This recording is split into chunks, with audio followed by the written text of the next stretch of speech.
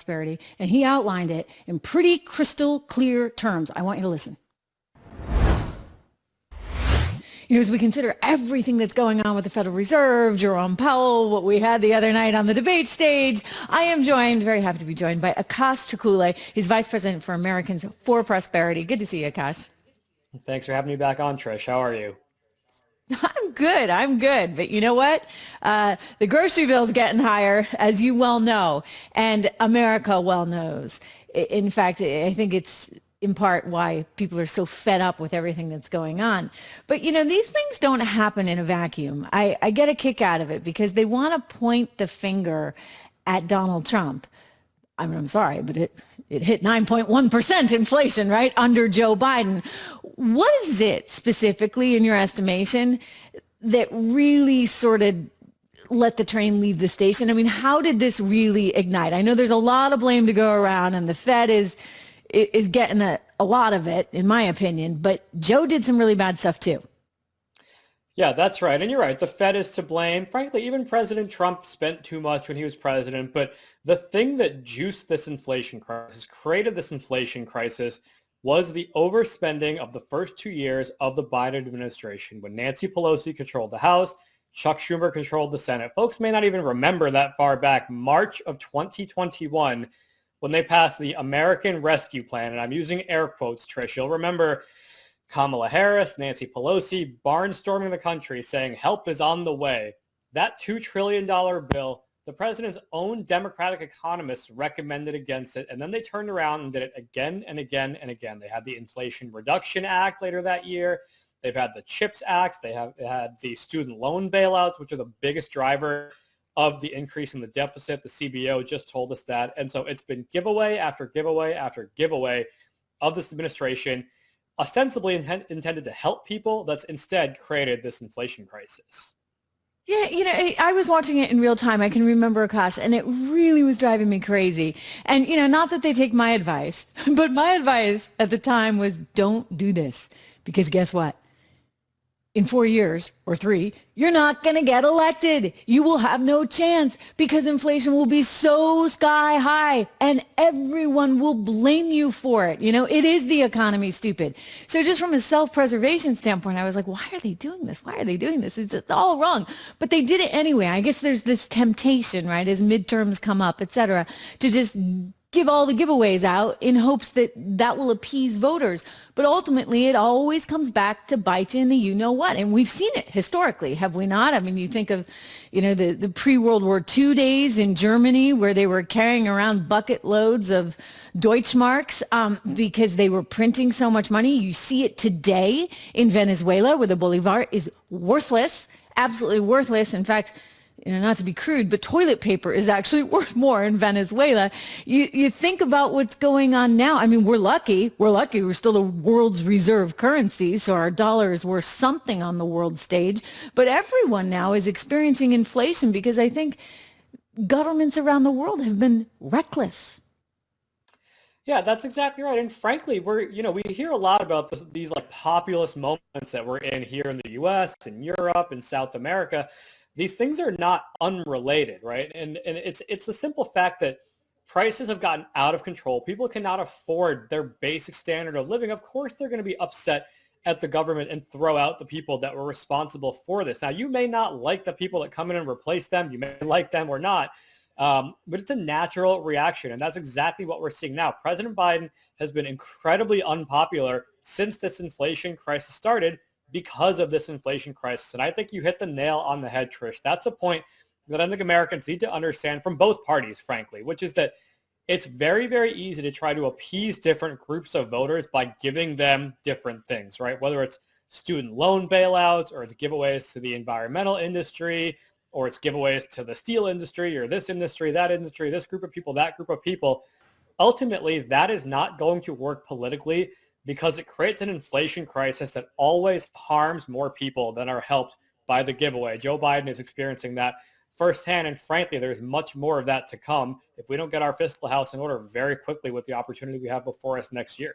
I don't know what's happened. I mean, I think about back to the Tea Party days when it was very popular, of course, to be very vigilant about how much money was being spent, and that's kind of come and gone. And what I'd like to see is this return to some actual concern about our fiscal health, right? That is so critical right now, because I don't know how we continue on with 34 trillion. I looked the other day, it's nearly 35, and it will be before you know it. I mean, the train has left the station, and it's going to get worse, because you're talking about something in some of your analysis that I just want to highlight. You point out that on January 1st, 2025, not too far away, the current debt limit expires, and related to that fight, we're going to enter the 2026 fiscal year without any enforceable appropriation caps. So talk about both those things, if you would, how they're related, and why that represents, Akash, such a threat to our economy now. Yeah, so folks might have heard this phrase fiscal cliff get thrown around.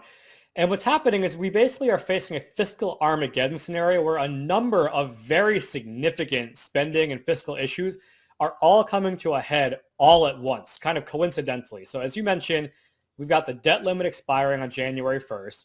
We've got those annual government funding, government appropriations fights that we have every year. We've got the expiration of the individual side of the Trump tax cuts from 2017. And then we've also got the expiration of the expanded subsidies under the Affordable Care Act. If folks might remember, the Biden administration expanded the Obamacare subsidies during the pandemic. That is expiring. The debt limit, let's start there. The debt limit needs to be raised. If we default on our debt limit, that is a calamity. An absolute calamity. I mean, I don't even like to have these conversations. Yeah. To me, they are so ridiculous. And for anybody out there who's like, oh, I don't care. Let me tell you, you care. Because the only reason that we are able to exist and enjoy the lifestyle that we enjoy, thank you very much, is because we are still, when the you know what hits the fan, the reserve currency of the world. I mean, we're frankly, when you look at the balance sheet, looking increasingly like an emerging market country, all right? So we don't have a lot to really stand on, except for our reputation that, you know what, there's nothing as safe as a treasury bond. So let's keep it. Thank you very much. That's right. And it's very easy for conservatives to say, like, oh, who cares about the debt limit? We need to raise that debt limit so we can continue to your point, continue to be the world's reserve currency, be seen as a reliable partner. But it needs to come with spending cuts. And that's where this conversation about government funding comes into play, this conversation about the tax cuts and the reconciliation bill. And if Republicans have full control, it is not enough to do the easy things, which is, one, raise the debt limit, obviously. But then also, two, I would say, extending the tax cuts, if we're Republicans, is going to be the easy part. And that's important, obviously. We can't allow people's taxes to go up. But, Trish, we have got to make it a priority as conservatives, as Republicans, to make spending cuts part of that conversation with the opportunity that we have before us. Let those ACA subsidies expire. Let's look at other healthcare reforms, make the tax cuts permanent, raise a debt ceiling, but voters have got to prioritize communicating to their lawmakers that spending matters, because it's the spending and the deficits that are driving this inflation crisis. Look, in other words, you don't go out and give giveaways for a bunch of kids that signed on the dotted line, may or may not have finished school, are in some kind of who know what kind of program, you know, with gender studies. Nothing against that, but I'm sorry, it's not exactly contributed to our economy. I mean, it's not rocket science. I think that's the most frustrating thing of all, Akash. This is easy, low-hanging fruit kind of stuff. You know, you got to actually balance the budget. You actually have to, you know, take a chainsaw to some of these ridiculous programs that they have. And the last thing you need to do is add more. Thank you very much. So this tells me we need new leadership, period. End of story, especially before January 2025. Yeah, that's exactly right. But that's the thing. Election day is the beginning of turning this country around, not the end, right? We could vote for all Republicans. And then you know as well as I do, Trish, they go in there, they spend too much, and then they're open to tax hikes and this and that. So obviously we need new leadership in Congress. We need new leadership in the White House. But these debates that will take place in early January, they're going to get really deep and very complicated very quickly. For your listeners, it's relatively simple, right? This debt limit, this debt ceiling comes up every so often. It needs to be raised. It's painful. No one likes doing it. That needs to happen, but it needs to happen in conjunction with spending cuts. Those tax cuts, same thing. Let's make those tax cuts permanent. Let's build on them, but let's try our best to pay for them. Let's end the student loan charades, right? Let's reform our spending programs, cut all this nonsense and the cronyism, the corporate welfare. Folks have a lot of reasons to be mad at corporations and this and that.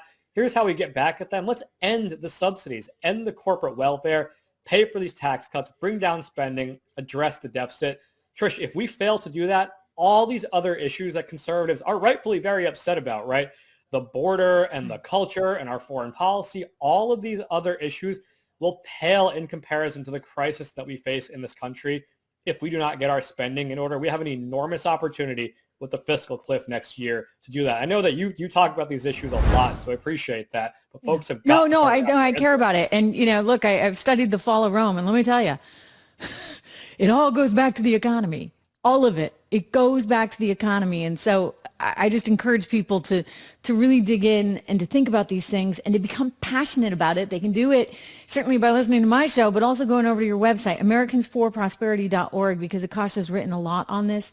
He also has written on Bidenomics, by the way, Bidenomics.com, so you can check that out. But americansforprosperity.org. I love what you guys are doing. Keep it up, Akash, because we need the information to fuel the passion. And the information is scary, but we need to confront it head on. And that's what you guys are doing. And in my small way, I hope I can too. So to all the viewers out there, do your part. Go look at what Akash is writing there, and stay tuned, because we got a lot more coming. I'll talk to you in the months ahead.